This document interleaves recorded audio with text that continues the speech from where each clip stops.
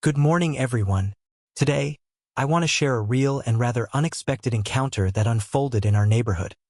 A story that starts with a false accusation and ends with a surprising dose of justice. It's about how a simple walk turned into a dramatic HOA confrontation, and how my wife's true identity turned the tables in a way no one saw coming. It was a bright and peaceful Saturday morning, the kind that invites families to come out and enjoy the fresh air in their own neighborhood. My wife and I decided to take a walk, something we hadn't done together in a while thanks to our busy schedules. She had just come home from work, still in her professional attire.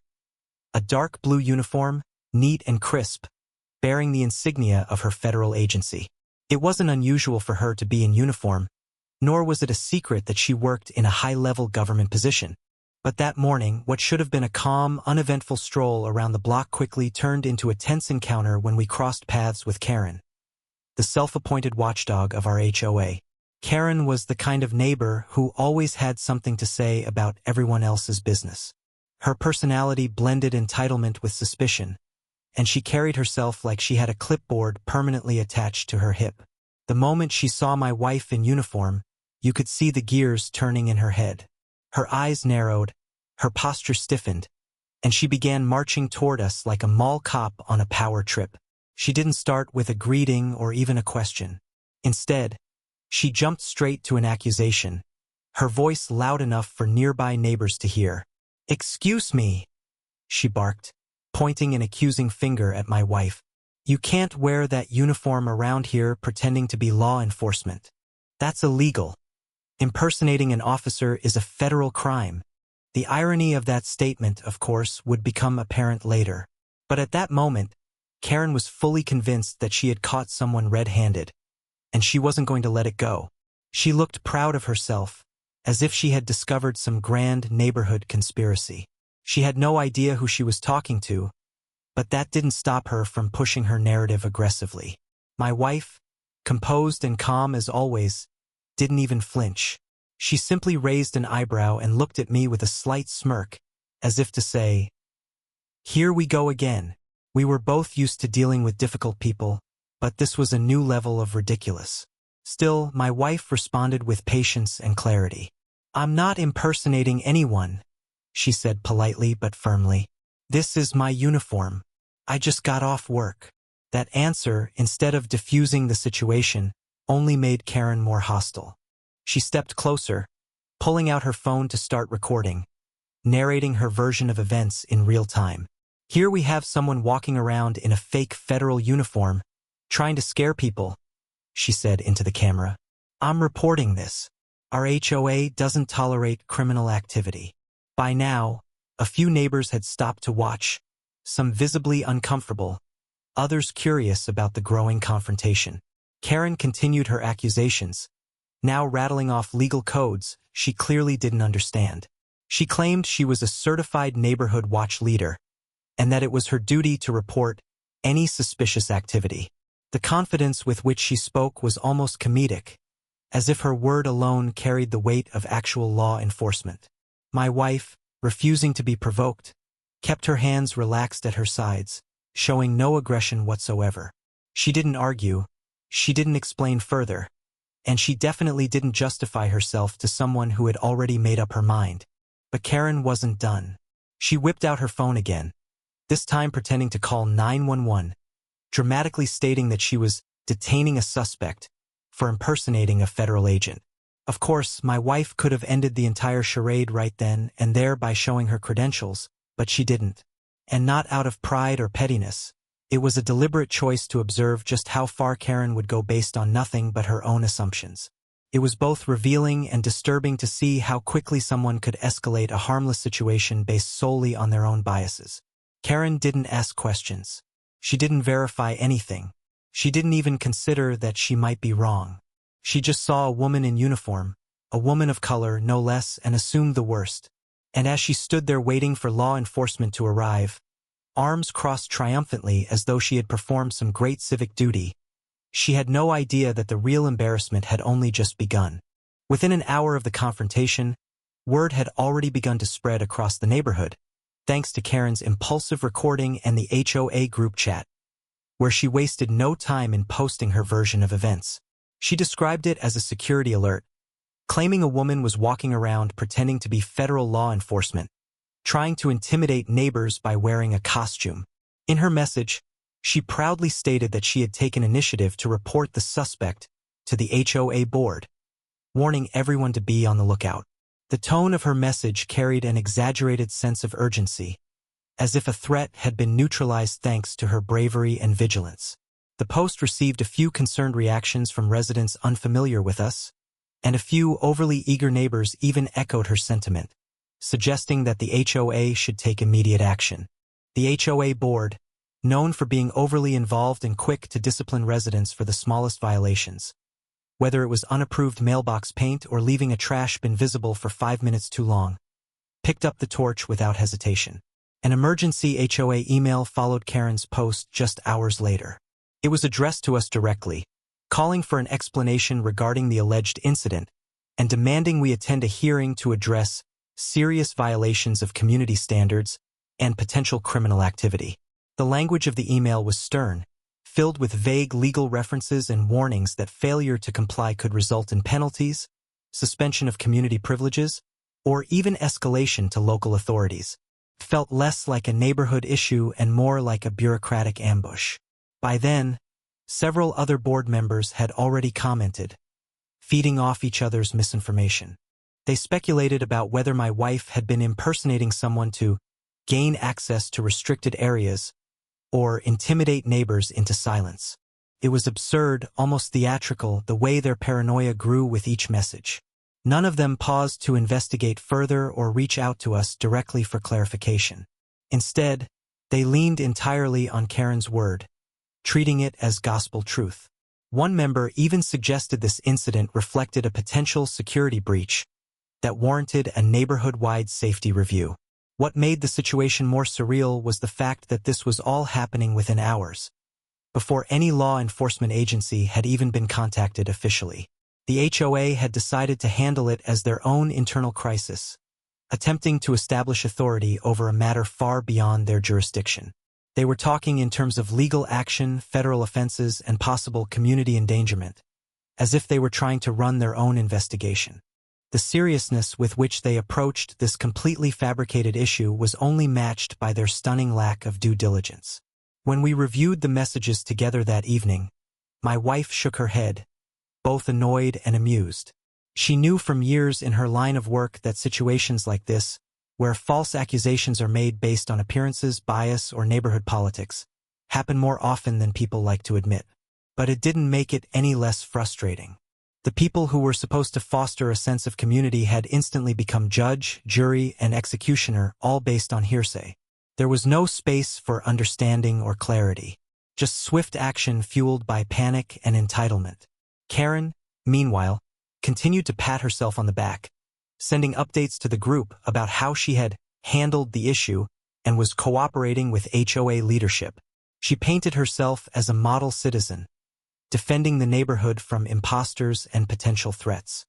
Her confidence was disturbingly unwavering, as though she truly believed she had uncovered something criminal, even heroic in nature. She even suggested setting up a neighborhood seminar on identifying suspicious behavior to educate residents on how to recognize and respond to similar incidents in the future. The absurdity didn't stop there. Karen began collecting statements from neighbors who had witnessed the event, most of whom hadn't actually seen anything but were happy to speculate based on her version of the story. Some recounted how they had felt uneasy seeing a uniformed person walking alone. Others said they were concerned for their children. All of these statements were curated into a one-sided narrative and submitted to the HOA board to support their pending action against us. By the end of the day, what had started as a casual walk had turned into an official HOA investigation, complete with accusations of criminal impersonation, multiple written complaints, and a scheduled disciplinary hearing. All of it was rooted in Karen's assumption and the board's unwillingness to pause and think critically. It was a textbook example of how a single voice, when amplified by unchecked authority and fear, could spiral into something much bigger, even dangerous. Throughout the entire ordeal, my wife remained calm and composed, displaying a level of professionalism that was both admirable and instructive. She knew how these situations could escalate if handled emotionally or reactively, and she refused to give Karen or the HOA any additional fuel for their misguided fire. While others around her were panicking, accusing, and rushing to judgment, she carried herself with quiet dignity, as if she had already anticipated this kind of conflict and was prepared to rise above it. Her patience wasn't passive, it was purposeful. Every measured word she spoke, every controlled gesture she made, was a reflection of years spent working in high-stress environments where maintaining composure wasn't just expected, it was essential. Even as Karen followed us with her phone raised, narrating her accusations in real time and filming from every angle possible, my wife didn't flinch. She didn't argue, raise her voice, or give in to the natural urge to confront the ridiculousness head-on. Instead, she offered short, factual responses to Karen's increasingly hostile questions. She neither confirmed nor denied anything that wasn't necessary. To any rational observer, her demeanor alone should have been enough to cast doubt on the wild claims being thrown at her. But Karen wasn't looking for rationality. She was looking for validation of her paranoia. I remember clearly how she responded when Karen shouted that she would be reported to the authorities, and that people like you can't just walk around in fake uniforms. My wife simply replied, "You're free to contact whoever you need to," in a tone that was both polite and impenetrable. It was such a small sentence, but it carried the weight of someone who had nothing to hide, someone whose credentials and character could withstand any scrutiny. It wasn't defiance, it was the confidence of truth. As the HOA emails began flooding our inbox, my wife continued to respond with the same steady presence. She didn't react with anger or outrage. Instead, she reviewed every complaint, every forwarded message with an analytical eye, almost like she was reviewing evidence for a case. She took notes, prepared documentation, and compiled a timeline of events. Her professionalism in handling the situation extended beyond just her words. It was in how she approached every part of the chaos. Even with the HOA threatening to schedule a hearing and issue community sanctions, my wife responded with nothing but professionalism. She drafted a calm, concise email stating that she would attend the meeting and bring the necessary identification to address any misunderstandings. There was no anger in her tone, no hint of being rattled. It was as if she had separated herself from the noise entirely, choosing instead to handle the situation with the same poise she brought to her job every day. Friends who heard about the situation reached out in disbelief, offering advice or encouraging her to go public with the story. But she declined every opportunity to turn it into a spectacle. This wasn't about getting revenge or proving a point, it was about setting an example. She knew that the best response to baseless accusations wasn't loudness, but clarity. Not retaliation, but truth. Watching her navigate this experience reminded me just how strong and capable she truly is. While others were quick to react, she was deliberate. While others panicked, she stayed grounded. It was a masterclass in self-control, and a quiet reminder that grace under pressure often speaks louder than any argument ever could. Karen, unwilling to accept that her authority had been challenged, took matters a step further by calling the police herself. She dialed with the theatrical energy of someone certain she was about to deliver justice to her neighborhood. While standing in the middle of the sidewalk, phone pressed to her ear, she began explaining loudly that she had caught someone impersonating a federal officer and needed an officer to respond immediately. Her voice was raised for the benefit of any onlookers, full of performative concern and self-importance. It was clear she was expecting backup for her narrative. She wanted law enforcement to arrive, validate her suspicions, and ultimately embarrass the woman she believed to be a fraud. My wife and I stood nearby, watching this unfold with a level of patience I wasn't sure I would have had in her place. Karen continued relaying her version of the events, throwing around words like suspicious, federal badge, and illegal impersonation. She paced in small, dramatic circles, alternating between speaking into the phone and updating the few neighbors who had begun to gather at a safe distance. The tone she used when describing my wife was one reserved for criminals, as though she had uncovered some national security threat lurking in our cul-de-sac. She made no effort to conceal the fact that she wanted this to be a public shaming, a message to the entire community that she had taken action when others were too afraid or too blind to see the danger she thought was obvious. As she concluded her call, Karen turned back to us with a smug look that said she believed victory was just a few minutes away. "They're on their way," she said, with satisfaction in her voice. "You might want to stay right there." My wife gave a slight nod, unfazed, as if she had been through this kind of thing before and knew exactly how it would go. Her hands were still at her sides, her posture relaxed, her expression unreadable. It wasn't submission, it was self-control, practiced and unshakable. She wasn't going to give Karen the argument or breakdown she so desperately seemed to want. A few neighbors quietly whispered among themselves. Some had their phones out, pretending to text or check emails, but it was obvious they were filming or taking notes. The weight of social performance hung heavy in the air. Karen stood tall, visibly excited. She clearly thought she was moments away from being publicly congratulated for her civic duty. The irony of what was about to happen hadn't dawned on her. In her mind, she was the hero in this story. She had made the call, gathered witnesses, and prepared the neighborhood for what she thought would be a dramatic reveal of a fraud being brought to justice. And so we waited. 5 minutes passed, then 10. The air was thick with tension and silence, only occasionally broken by Karen checking her phone or giving a self-satisfied sigh. My wife remained steady the entire time, not once looking uneasy. She didn't pace, didn't fidget, didn't even glance at her watch. She stood there like a woman who had nothing to prove and nothing to hide. Eventually, we heard the distant sound of tires rolling over pavement, a police cruiser slowly pulling into the neighborhood. Karen visibly perked up, waving her arms slightly as if the responding officers might otherwise miss her. She began walking toward the street, signaling for them to stop. The cruiser parked and 2 officers stepped out, both of them in full uniform, one of whom paused as soon as his eyes landed on my wife. There was a flicker of recognition in his face, a shift in his posture that Karen didn't seem to notice. She launched into her prepared speech before either officer could introduce themselves, recounting her version of events with all the enthusiasm of someone who thought they were helping solve a crime. She gestured toward my wife multiple times, emphasizing her claims and insisting they verify her credentials immediately. The officers listened patiently, nodding occasionally, their eyes flickering back and forth between Karen and my wife. Karen's voice carried a mixture of panic and pride, convinced that the officers would praise her for her vigilance. As she finished her rant, one of the officers slowly turned toward my wife, who still hadn't said a word since they arrived. The silence that followed stretched longer than anyone expected. The officer who had recognized my wife walked forward, his face softening into something between surprise and respect. He addressed her directly, using her formal title without hesitation, and asked her if everything was all right. That one sentence sent an almost visible wave of confusion through Karen's face.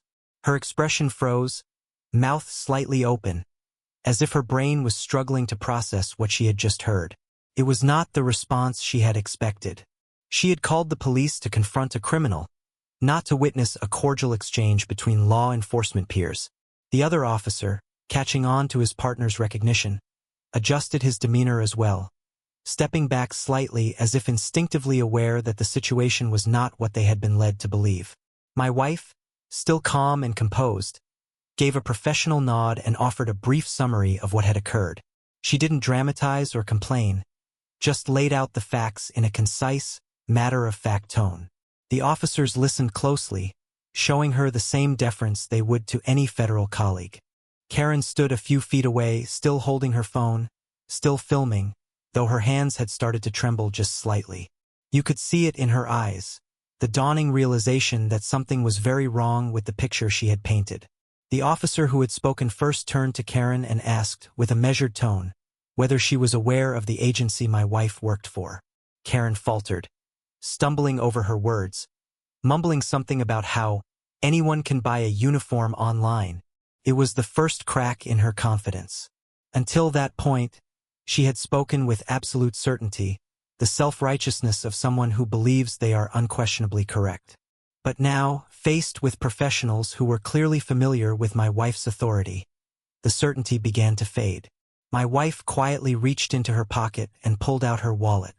Without flourish or arrogance, she opened it and held up her official federal badge and identification. The gold badge gleamed in the sunlight, the seal unmistakable. The ID beside it carried her full name, agency, and federal clearance. The officers barely glanced at it, not because they didn't care, but because they didn't need to. They already knew it was real. They had seen it before, perhaps worked with agents like her on past assignments, and knew exactly what kind of clearance came with it. Karen's entire posture changed. Her arms slowly dropped to her sides. The phone, still recording, dipped slightly as her hands lowered. Her face turned pale, her lips parted, but no words came out. It was as if she had been unplugged, drained of the self-righteous energy she had moments earlier. There was no apology, no acknowledgement of the mistake, just a stunned silence that stretched longer with every second. Her eyes flicked back and forth between the officers and my wife, searching for a lifeline, some way to regain control of the narrative she had built so confidently just minutes earlier. The officer closest to her cleared his throat and said plainly that no crime had been committed, that there had been no impersonation, and that everything was perfectly legitimate. He spoke in the kind of tone officers use when trying to defuse tension while still making it clear that someone has overstepped. Karen nodded slowly, robotically, as if still not fully comprehending what she had caused. The second officer gently added that it's always a good idea to ask questions before making serious accusations, especially when it involves federal personnel. The rest of the street had fallen quiet. The neighbors who had gathered nearby didn't say a word, though their expressions said everything. Some looked embarrassed, others uncomfortable. A few put their phones away discreetly, realizing that they had been recording something far less dramatic than they had anticipated. My wife stood steady, badge still in hand, face unreadable. She wasn't smug, didn't gloat, didn't say a single thing to Karen. She didn't need to. The silence between them said more than any words ever could. The officers gave her a respectful nod and asked if she needed anything further. She politely declined. Karen, still visibly stunned, finally lowered her phone completely and took a step back, unsure of where to go or what to say. The confidence she had arrived with had completely evaporated. In its place was the unmistakable discomfort of someone who had realized, far too late, that they were not the authority in the room. Karen stood motionless, her arms limp at her sides, phone still loosely gripped in her right hand as if she hadn't quite figured out what to do with it now that the narrative she had built had completely crumbled. The very idea that she had misjudged everything. My wife, the uniform, the situation, and even her own authority, seemed to settle over her like a slow, choking fog. There was a visible shift in her expression, not just embarrassment, but something deeper, something that bordered on fear. Not fear of my wife, but of how wrong she had been, how easily she had allowed her assumptions to drive her into making a public spectacle of someone who turned out to be the exact opposite of everything she had accused her of being. The neighbors who had gathered had started to back away, pretending to be uninterested now that the tension had evaporated. A few of them avoided eye contact with Karen altogether. One even whispered something to his spouse and quickly turned around, clearly not wanting to be associated with the drama any longer. Karen's eyes scanned the slowly dispersing crowd, as if silently pleading for someone, anyone, to validate her actions, to justify what she had done, but no one stepped forward. Her allies, if she had any, had disappeared in the haze of her mistake. She had assumed control of a situation that was never hers to control, and now the spotlight she had craved was casting long, uncomfortable shadows. My wife calmly slipped her badge back into her wallet and tucked it into her jacket. Her movements were quiet and efficient, each gesture measured. She didn't glance at Karen, didn't react to the officers or the onlookers. She simply turned to me and asked if we were ready to go. There was no satisfaction in her voice, no vindictive tone, just the same grounded professionalism she had carried from the beginning. But the impact was seismic. Karen had seen the badge with her own eyes. There was no longer any room for denial, no more desperate attempts to rationalize the situation. It was real, it was federal, and it belonged to the very person she had tried to humiliate in front of the entire neighborhood. The officers nodded once more to my wife, exchanging brief glances that carried more weight than anything spoken aloud. One of them gave a respectful farewell and turned to head back to the cruiser. The other lingered just a moment longer, casting a neutral but firm look at Karen, one that said more than any rebuke could. It was the kind of look that quietly communicated the message: think twice next time. Then they both returned to their vehicle, and with a soft hum of the engine, the cruiser slowly pulled away, leaving behind the stillness of a situation that had concluded in the most unexpected way. Karen remained rooted to the spot, her shoulders stiff, her breathing shallow. For someone who had orchestrated the entire confrontation, from the initial accusation to the frantic HOA alerts and the dramatic 911 call, she was now painfully aware of how small she looked in the aftermath. The badge hadn't just invalidated her claims, it had flipped the power dynamic entirely. The woman she accused of breaking the law had more authority than Karen could comprehend. The confrontation that was supposed to expose a fraud had revealed instead the very real limitations of Karen's knowledge, her influence, and her perspective. As we walked away, I glanced back for just a second. Karen was still there, still stunned. Her sense of superiority peeled away in layers she probably hadn't known existed. She no longer looked like the confident, HOA-appointed enforcer who had strutted across the lawn with a mission. Now she looked like someone who had finally been forced to look inward and confront the consequences of her assumptions. It wasn't just the badge that had shaken her. It was the complete unraveling of the illusion she had built for herself, that she could spot a liar, that she could command a response, that she had the moral upper hand. What she had actually done was initiate a baseless public accusation against a decorated federal officer who had remained poised and respectful through every moment of it. In the quiet that followed, the reality sank in for everyone who had witnessed the incident. This wasn't just a story about mistaken identity.